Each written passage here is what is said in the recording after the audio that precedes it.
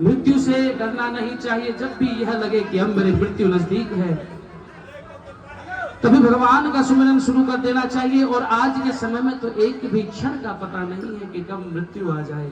Committee वालों से बोल की व्यवस्था बनाएंगे, कब काल का बुलावा आ जाए और हमें जाना पड़े। अब सुखदेव जी महाराज परीक्षित जी को कहते हैं कि अगर आपके मन में कोई और भी इच्छा है तो वह बताइए। परीक्षित जी कहते हैं कि मैं सुदामा चरित्र और सुनना चाहता हूं कि जो बालपन में श्री कृष्ण के भक्त थे, मित्र थे, साथ लीलाएं की, माखन चोरी किया, गायें चराई, गुरुकुल में अध्ययन किया, और अब मैं उनकी कथा भी सुनना चाहता हूं। तो सुखदेव जी ने बड़े सूक्ष्म रूप से बताया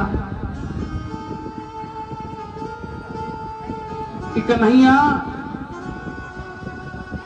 को द्वारका का राजा बना दिया जाता है, लेकिन सुदामदेव एक ब्राह्मण, स्वाभिमानी ब्राह्मण, अपना जीवन निर्वाह करते हैं।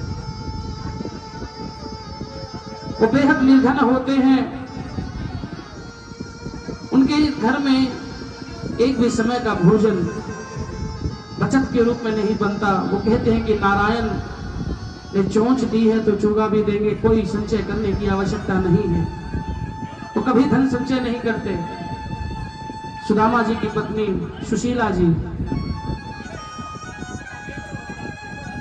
बार बार सुदामा से कहती हैं कि नाथ आप जाइए तो सही, आपके मित्र राजा हैं, वो भी द्वारका के राजा हैं। चाहो और श्री कृष्ण कन्हैया की बात बनी हुई है, जय जयकार होती है, तो आपके तो बालपन के मित्र हैं, अगर आप जाएंगे तो जरूर वो कुछ ना कुछ आपको देंगे। लेकिन सुदामा जी कहते हैं मैं मांगूंगा नहीं, मैं एक कर्मनिष्ठ ब्राह्मण हूं, स्वाभिमानी ब्राह्मण हूं, त्रिकाल संध्या करता हूं, मैं वेद पाठी हूं, मैं ऐसा ही नहीं हूं कि मैं भिक्षा मांगू। और ब्राह्मण का भिक्षा मांगने का अधिकार होता है, वो मैं नित्य निरंतर मांग करके लाता हूं। लेकिन कन्हैया के आगे मुझसे ये हाथ नहीं फैलाए जाएंगे। लेकिन सुशीला जी कहती हैं कि ठीक है, आप मांगेगा मत, लेकिन अपने मित्र से मिलने तो जाइए। अत्यंत निर्धन रहते हैं। बार बार सुशीला के कहने पर सुदामा जी यह निर्णय ले लेते हैं कि क्यों ना कृष्ण से मिलना चाहे। ठीक है सुशीला, मैं कृष्ण से मिलने के लिए द्वारका जाऊंगा, लेकिन मुझे यह बड़ा ही संशय है कि मेरे पास कन्हैया को, मेरे कन्हैया को देने के लिए कुछ भी नहीं है।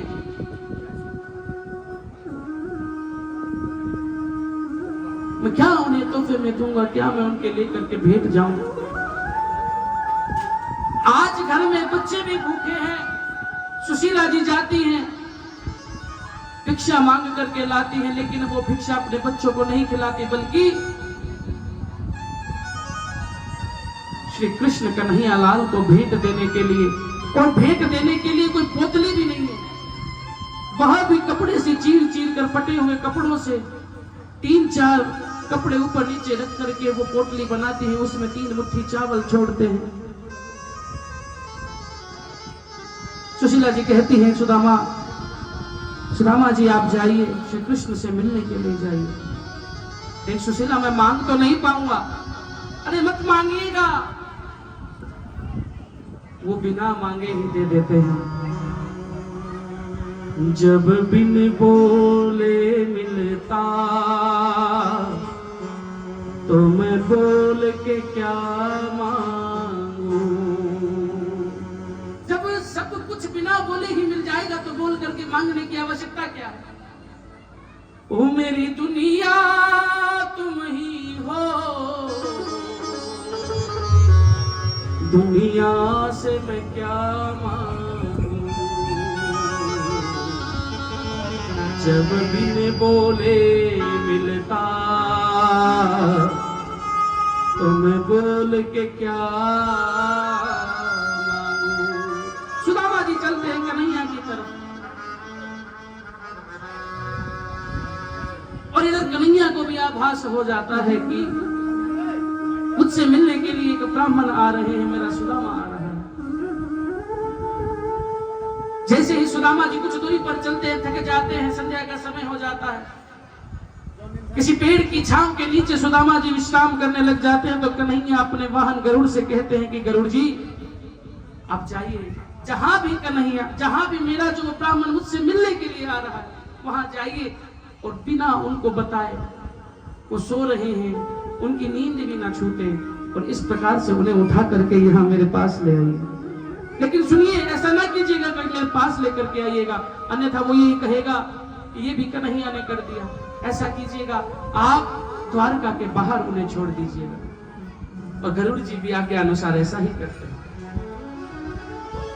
देखिए यहाँ सुदामा, जिस प्रकार आज झांकियां दिखाई जाती हैं कि सुदामा को दर दर ले जाकर के एक झोली करके मंगवाया जाता है कि कुछ डालो। सुदामा जी ऐसे बिल्कुल नहीं थे, वो स्वाभिमानी थे। 4 बार भी मुझे घर का माखन खिलाओगे सो तो ठीक है, तुम रोज मुझे माखन कैसे दोगे? तुम रोज अपने घर का माखन दोगे तो तुम्हारी मैया तुम्हें मारेगी, और मैया को गुस्सा आ जाएगा। रोज तुम माखन दोगे, रोज देना ठीक नहीं है, महीने में 1-2 बार भी अगर तुम मुझे माखन दोगे तो बहुत उचित होगा। तुम राजा हो, तुम दे सकते हो। अब कन्हैया ने कहा, देख भाई मनसुखा, तू क्या सोच रहा है कि मैं मेरे घर का माखन दूंगा? ऐसा नहीं है, मैया तो मुझे भी मारेगी, मैं मेरे घर का माखन नहीं दूंगा तुम्हें। तो मनसुखा ने कहा, तो कैसे करोगे? बोले, मैं तो बाहर का कमा करके ही तुम्हें खिलाऊंगा, मैं बाहर का लाऊंगा और तुम्हें खिला दूंगा, घर का नहीं दूंगा। अब मनसुखा कहते, क्या कन्हैया तुम्हें कथा की ओर अग्रसर हो, उससे पहले एक छोटी सी कथा याद आई कि रास में भगवान शंकर भी गोपेश्वर रूप धर करके जाते हैं, तो भजन गाने की बड़ी इच्छा है। आप सब सुनना चाहेंगे? हाँ यार, कौन सा? वही। अरे एक दिन वो भोले भंडारी बन करके ब्रजनारी गोकुल में आ गए हैं। कौन कौन ये भजन सुनना चाहते हैं? जिसकी इच्छा नृत्य करने की हो वो अपने स्थान पर ही खड़े रहें, सभी को खड़ा होने की आवश्यकता नहीं है, व्यवस्था के अनुसार चले।